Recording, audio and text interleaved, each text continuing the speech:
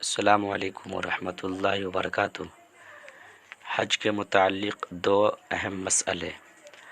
مسئلہ نمبر 1، عام عادت ہے کہ جب کوئی شخص حج کے لیے اپنے گھر سے نکلتا ہے تو لوگ پھولوں اور روپیوں کا ہار بنا کر اس کے گلے میں ڈال دیتے ہیں، جس میں اکثر کی نیت فخر اور شان کی ہوتی ہے، جو کہ شریعت میں ممنوع اور نہایت مذموم ہے، اور اگر اس میں ثواب کی نیت کی جاتی ہے تو اور بھی زیادہ قبیح اور برا عمل ہے جو واجب الترک ہے۔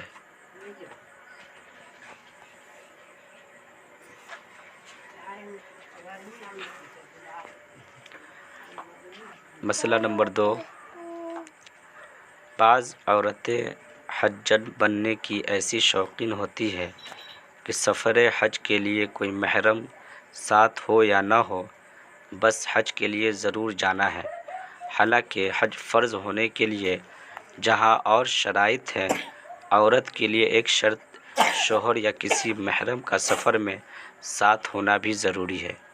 امید کرتے ہیں ناظرین کرام یہ ویڈیو آپ کو پسند ہے تو لائک کر دیں، چینل پہ نئے ہیں چینل کو سبسکرائب کر دیں، اور تمام حجاج کرام تک اس ویڈیو کو پہنچانے میں ہماری مدد کریں۔ السلام علیکم۔